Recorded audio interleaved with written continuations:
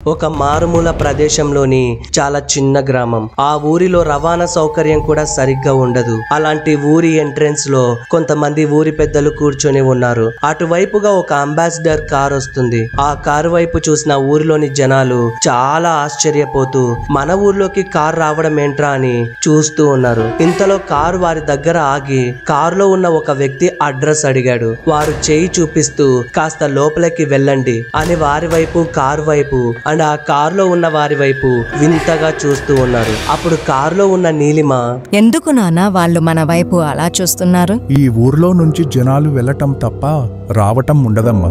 So first time మనం వస్తున్నాగా, అందుకే అలా వింతగా చూస్తున్నారు. అవునా? ఎందుకలా డాడీ? చూస్తున్నావుగా రోడ్లు ఎలా ఉన్నాయో. ఈ ఊర్లో ఎటువంటి ఫెసిలిటీస్ ఉండవు. అలాంటప్పుడు ఈ ఊర్లో ఎందుకుంటారు చెప్పు? అలా మాట్లాడుకుంటూ వాళ్ళు వెళ్లాల్సిన ఇంటి దగ్గరికి వెళ్తారు. అక్కడ ఇంటి ముందు కార్ ఆపేశాక కారులో నుంచి లక్ష్మి అనే ఒక ఆవిడ కార్ దిగుతుండగా సడన్ గా పైనుంచి ఒక నల్ల పిల్లి తన మీద పడి పారిపోయింది. అది చూసి లక్ష్మి చాలా భయపడిపోతుంది. కారులో ఉన్న వాళ్ళు కూడా లక్ష్మి అరుపుకి భయపడతారు. ఏవండి, కొత్తగా ఇంట్లోకి వెళ్తున్నప్పుడు నల్ల పిల్లి ఎదురవ్వకూడదండి. అది మంచిది కాదు. ఇది మరీ బాగుంది. ఈ కాలంలో ఇలాంటివి నువ్వు నమ్ముతున్నావా? ఏమోనండి, నాకెందుకో భయంగా ఉంది. సరే, నల్లపిల్లి ఎదురైంది, కుక్క ఆవలించిందని నువ్వు కారులోనే కూర్చో. నేను నా పిల్లలు లోపలికి వెళ్తాం. అలా మాట్లాడతారేంటండి?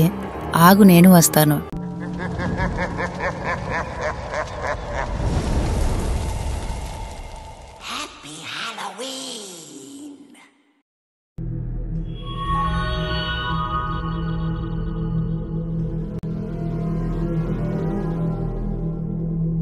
హాయ్ అండి, నా పేరు నీలిమ.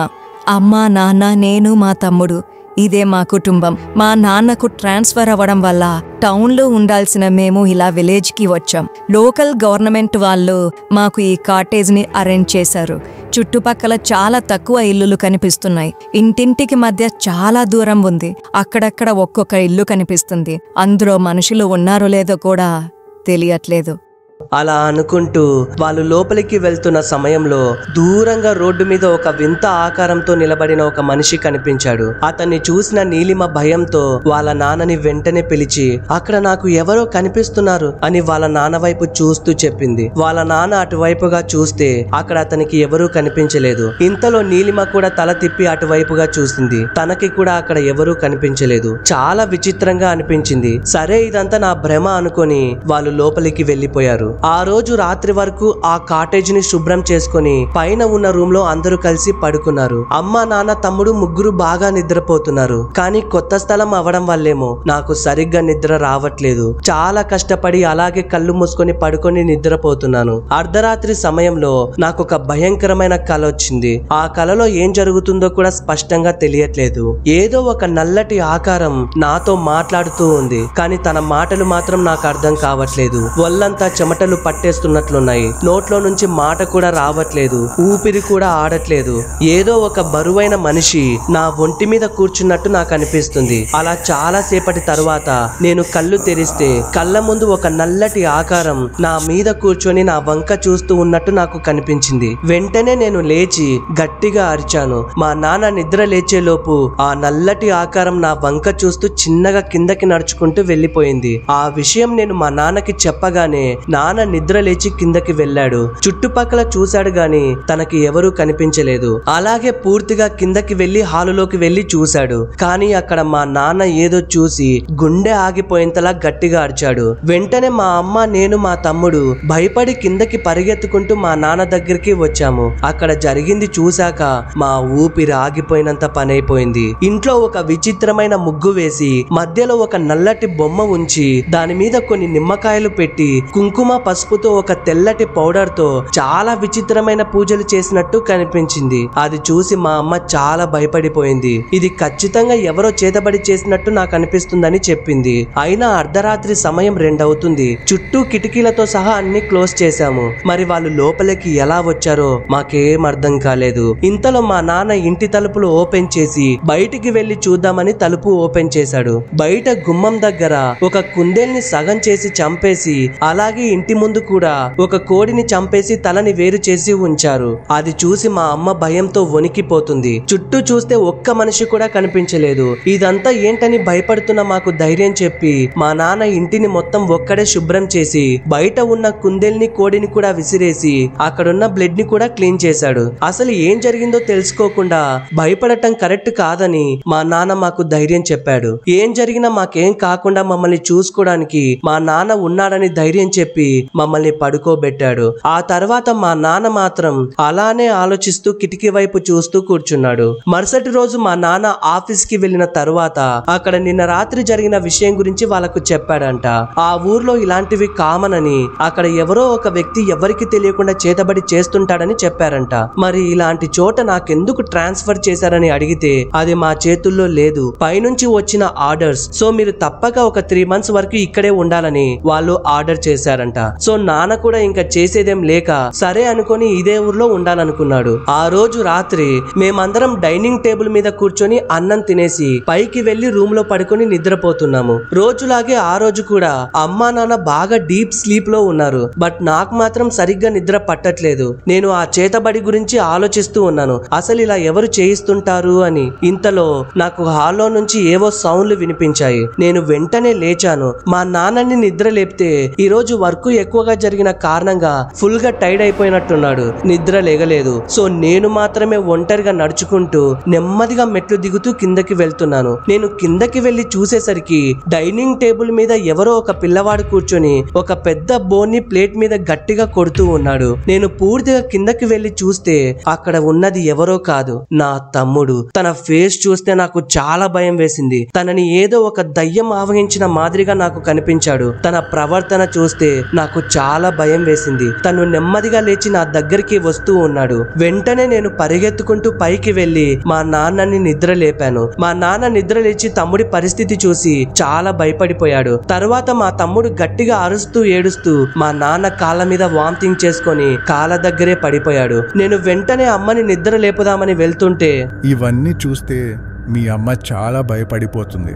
అసలే మీ అమ్మ చాదస్తం తెలుసుగా.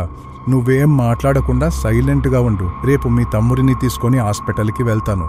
వెళ్ళి పడుకో, ఏమీ ఆలోచించొద్దు. వెంటనే మా నాన్న మా తమ్ముని తీసుకొని బాత్రూంలోకి వెళ్లి శుభ్రం చేసి తీసుకొచ్చి నా పక్కనే పడుకోబెట్టి తను కూడా పక్కనే నిద్రపోయాడు. అప్పుడు నా పక్కన ఉన్న నా తమ్ముడి వంక చూస్తే చాలా భయం వేస్తుంది. మళ్ళీ ఏ క్షణం ఏం జరుగుతుందో అని చాలా భయపడ్డాను. అసలు ఇలా ఎందుకు జరుగుతుందో అని పిచ్చి లేస్తుంది నాకు. అలానే ఆలోచిస్తూ నిద్రపోయాను. మరుసటి రోజు ఉదయాన్నే మా తమ్ముణ్ణి మా నాన్న హాస్పిటల్ కి తీసుకొని వెళ్లిపోయాడు. మా నాన్న ఎప్పుడు వస్తాడని ఎదురు చూస్తూ నేను రూమ్ లోకి వెళ్లి పడుకున్నాను. అలా మధ్యాహ్న సమయంలో పక్క రూమ్ లో నుంచి ఏవో శబ్దాలు వస్తున్నట్లు నాకు వినిపించింది. నేను నెమ్మదిగా లేచి అయినా పక్క రూమ్ లో ఎవరూ లేరు కదా అనుకుంటూ అమ్మ ఏమైనా ఉండొచ్చని అమ్మా అని పిలుస్తూ చిన్నగా పక్క రూమ్ దగ్గరికి వెళ్ళాను. అమ్మ చీకట్లో ఏదో ఒక నల్లటి ఆకారంతో మాట్లాడుతూ ఉన్నట్టు నాకు కనిపించింది. నేను వెంటనే అమ్మ దగ్గరికి పరిగెత్తుకుంటూ వెళ్తే ఆ నల్లటి ఆకారం నా కళ్ళ ముందే మాయమైపోయింది. నేను నా కళ్ళతో చూసిందంతా నమ్మలేకపోయాను.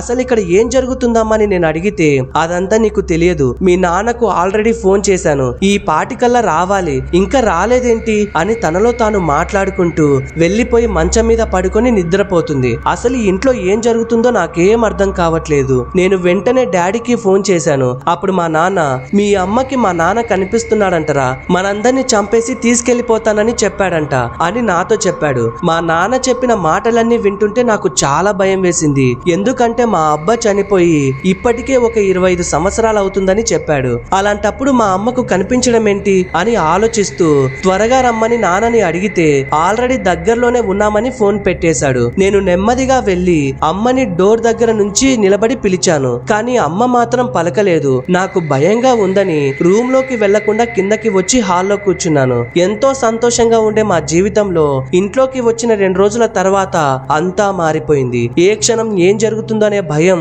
నాకు ఎక్కువగా మొదలైంది. అలానే చాలాసేపు ఆలోచిస్తూ మొబైల్లో రీల్స్ చూసుకుంటూ ఉన్నాను. పైనుంచి ఏ శబ్దం రావట్లేదు. సరే నానొచ్చిన తర్వాత లోపలికి వెళ్ళొచ్చని నాన్న కోసం ఎదురు చూస్తూ ఉన్నాను. ఉన్నాను. ఇంతలో నాన్న వచ్చి డోర్ కొట్టాడు. నేను వెంటనే పరిగెత్తుకుంటూ వెళ్లి ఆ డోర్ ఓపెన్ చేశాను. కానీ అక్కడ ఉన్నది నాన్న కాదు. నాకు మొదటిగా కనిపించిన వ్యక్తి మళ్ళీ ఇప్పుడు కూడా కనిపించాడు. అతని వాలకం చూస్తే నాకు చాలా భయం వేసింది. చూడ్డానికి భయంకరమైన మంత్రగాడిలా నాకు కనిపిస్తున్నాడు. నేను వెంటనే తలుపు వేయాలని చూస్తే తలుపులు ఆపి, దాహంగా ఉంది, తాగడానికి కాస్త మంచినీళ్ళు ఇవ్వండి. ఇవ్వాలంటే నాకు చాలా భయం వేసింది. నేను అలానే నెమ్మదిగా చూస్తూ ఉన్నాను. అడుగుతుంది నిన్నే బాలా, తాగడానికి కాస్త మంచినీళ్ళివ్వు. దాహంతో వచ్చిన వ్యక్తిని వెనక్కి పంపకూడదు. నా దాహం తీర్చి నీ పుణ్యం కట్టుకో. సరే తెస్తాను, ఇక్కడే ఉండండి. అలా నేను కిచెన్ లోకి వెళ్లి ఫ్రీజ్ లో ఉన్న నీళ్లు తీసుకుని బయటకి వచ్చాను. కానీ బయట తలుపు దగ్గర నాకు ఆ వ్యక్తి కనిపించలేదు. నాకు చాలా అయోమయం అనిపించి వెంటనే భయంతో తలుపులు క్లోజ్ చేశాను. ఇంతలో ఇంటి లోపల హాల్లోనే ఆ వ్యక్తి నిల్చొని ఉన్నాడు. అది చూసి భయంతో నేను గట్టిగా అరిచాను. కానీ అతను మాత్రం నా వైపు చూస్తూ నన్ను తాకడానికి నా ముందుకి వస్తూ ఉన్నాడు. నేను వెంటనే భయంతో అమ్మా అమ్మా అని పిలిచాను. ఆ వ్యక్తి వచ్చి నా గొంతు పట్టుకున్నాడు. తట్టుకోలేక ప్లీజ్ నన్నేం చేయొద్దని బ్రతిమిలాడాను. ఇంతలో మా అమ్మ అక్కడికి వచ్చింది. చిన్నగా మెట్లు దిగుతూ వస్తున్న మా అమ్మని చూస్తున్న వ్యక్తి భయపడి నా మెడ మీద నుంచి తన చేతిని తీశాడు. అమ్మ నెమ్మదిగా నడుచుకుంటూ కిందకు దిగి ఆ వ్యక్తి దగ్గరికి వస్తుంటే ఆ వ్యక్తి భయంతో నన్ను పక్కకి తోసేసి తలుపు ఓపెన్ చేసి బయటకు పరిగెత్తాడు. అదంతా చూసి నాకేం అర్థం కాలేదు. ఆ తర్వాత అమ్మ నాతో ఏం మాట్లాడకుండా పైకి వెళ్లి పడుకుంది. నేను బయటికి వచ్చి చూస్తే ఆ వ్యక్తి దూరంగా నడుచుకుంటూ వెళ్తున్నాడు. ఇంతలో ఇంటి బయట గుమ్మం మీద చనిపోయిన ఒక కాకి వేలాడుతూ కనిపించింది. అది చూసి ఒక్కసారిగా నా గుండె ఆగిపోయింది. ఇంకా అక్కడే మోకాల మీద కూర్చొని ఏడుస్తూ ఉన్నాను. ఇంకేం చేయను ఎందుకో తెలియదు. సడన్ గా మా ఫ్యామిలీలో ఏవేవో జరుగుతున్నాయి. నేను డైనింగ్ టేబుల్ మీద కూర్చొని ఆలోచిస్తూ అలానే పడుకొని ఉన్నాను. తర్వాత నాకు ఒక ఫోన్ కాల్ వచ్చింది. నేను ఫోన్ వైపు చూస్తే టైం 5 అయింది. ఏమైందని నేను వెంటనే ఫోన్ లిఫ్ట్ చేస్తే మా నాన్నకు యాక్సిడెంట్ అయిందని హాస్పిటల్లో ఉన్నాడని తెలిసింది. అలాగే మా తమ్ముడు లాంటి పర్సన్ ఎవరూ పక్కన లేరని, మా నాన్న మాత్రమే ఉన్నారని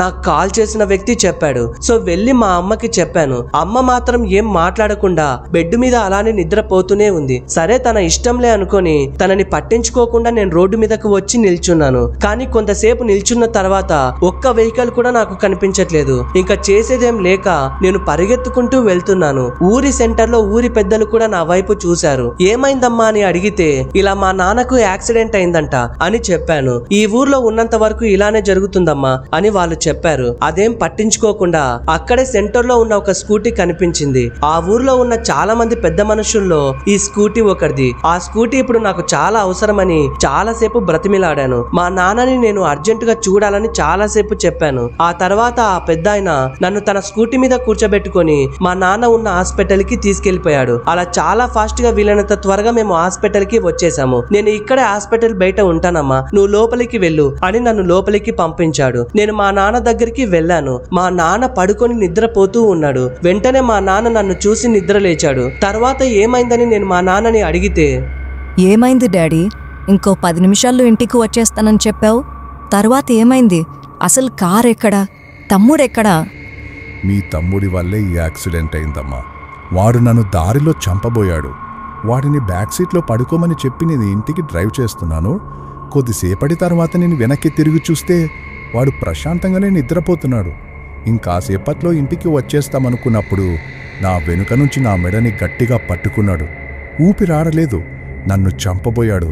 నా నోట్లో నుంచి ఒక్క మాట కూడా రాలేదమ్మా. ఆ తర్వాత వాడి కళ్ళు చూస్తే చాలా తెల్లగా భయంకరంగా కనిపించాడు.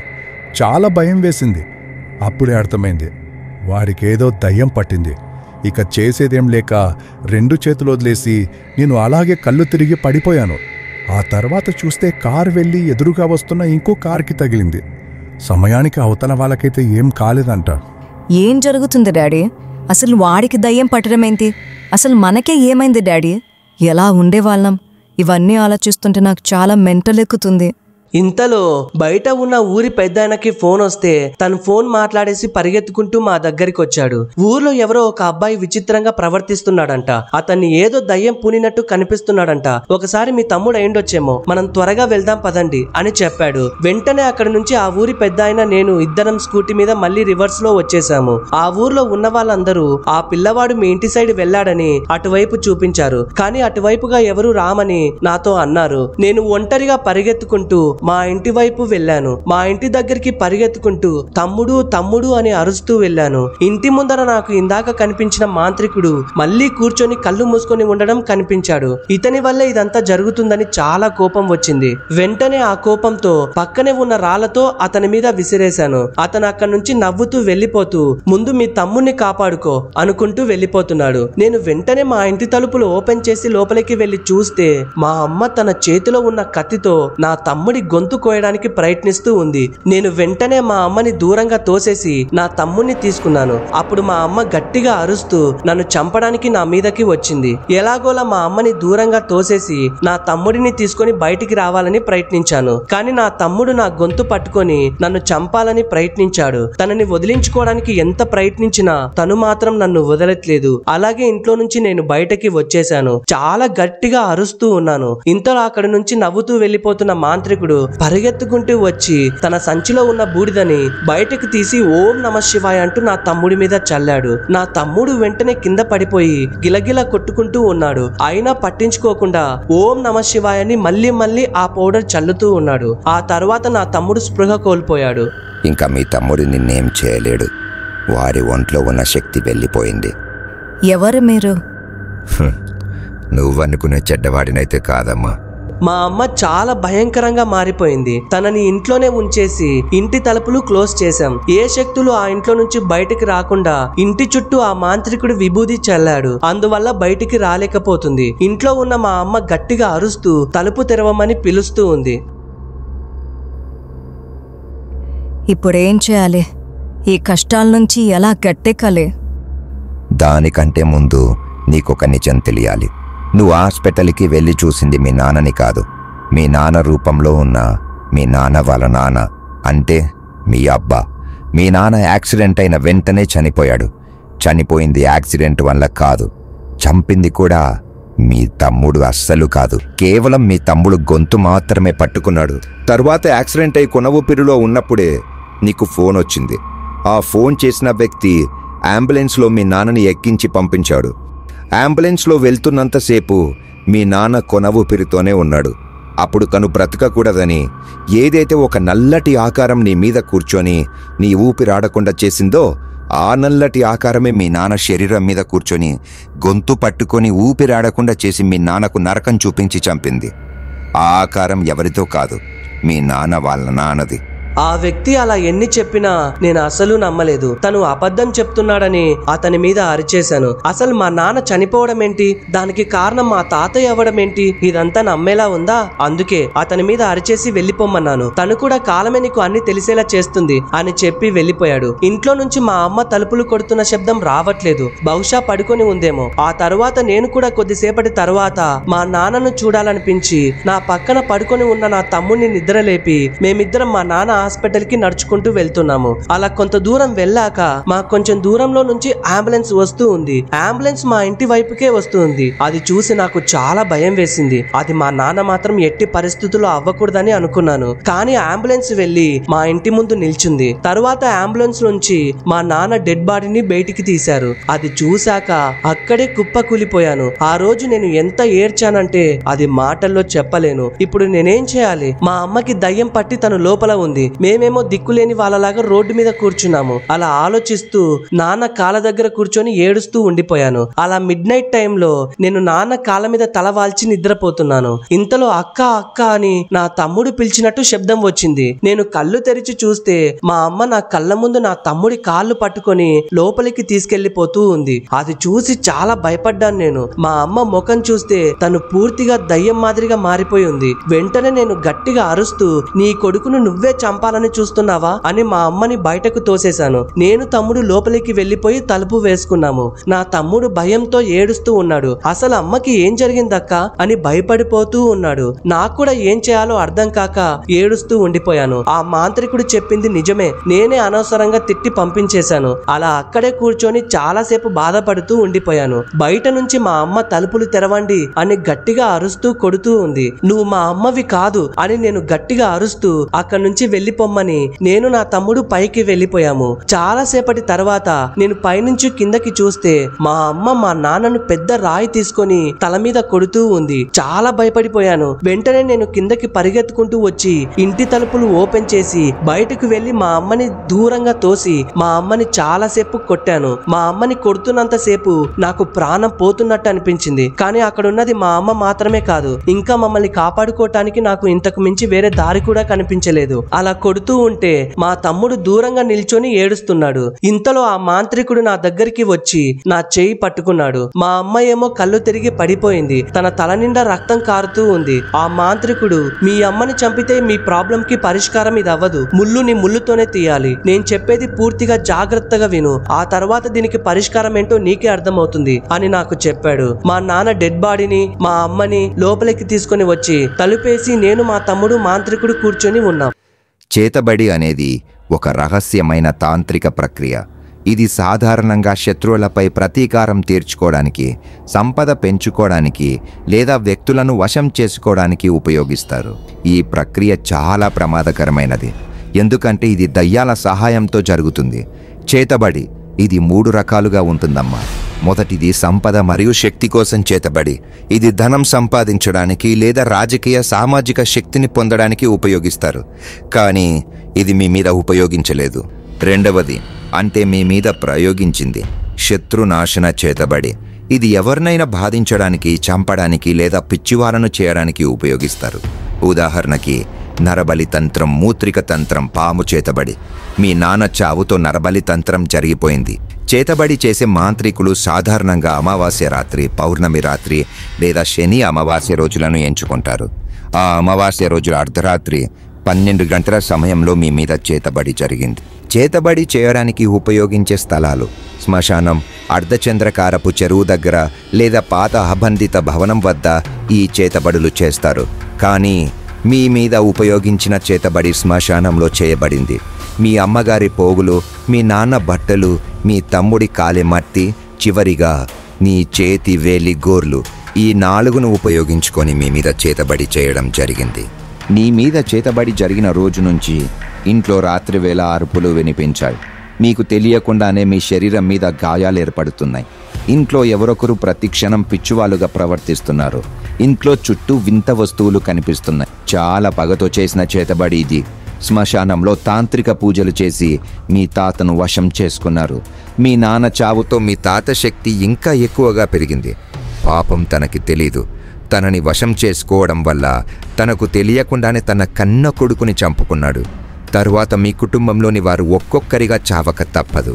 కానీ ఈ చేతబడి ఎవరు చేయించారో నాకు తెలియదమ్మా. మీరు చెప్తుంటేనే చాలా భయం వేస్తుంది. మరి దీనికి పరిష్కారం లేదా?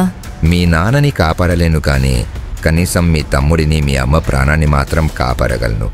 అందుకోసం నేను ఉపయోగించేదే 3వ చేతబడి, రక్షణ మరియు పరిహార చేతబడి. దుష్టశక్తులను ఎదుర్కొనడానికి, వ్యక్తిని లేదా కుటుంబాన్ని రక్షించడానికి ఉపయోగించే చేతబడి. పౌర్ణమి రోజు రాత్రి అంటే రేపే మనం శ్మశానం దగ్గరికి వెళ్ళాలి. అక్కడ గురువులు, తాంత్రికులు మంత్రగాల ద్వారా పరిహారం చేయించుకోవాలి.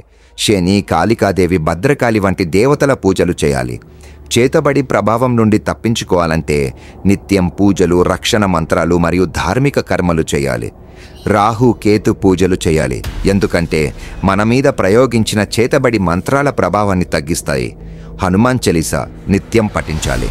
శివపూజ, మృత్యుంజయ మంత్రం 108 సార్లు పలకాలి. ఉజ్జయిన మహాకాళి తంత్ర పూజ చేయాలి. అప్పుడే మీ తాత శక్తి కోల్పోయి ఈ లోకం నుంచి వెళ్ళిపోతాడు. ఇవాళ రాత్రి మనం వెళ్తున్నాం. దానికి మీరు సిద్ధమైతే ఇప్పుడే మీ అమ్మని తీసుకెళ్లి పసుపు నీళ్లతో స్నానం చేయించండి. మీ నాన్న శవానికి కూడా స్నానం చేయించి కొత్త బట్టలు ధరింపజేయండి. మీ నాన్న శవాన్ని మీ తాతని పూడ్చిపెట్టిన స్థలంలోనే పూడ్చిపెట్టాలి. అక్కడే 2 రోజుల వరకు మనం పూజలు చేయాలి. వాటికి మీరు సిద్ధం కండి, మిగతావి నేను చూసుకుంటాను. ఓం నమః శివాయ, ఓం నమః శివాయ.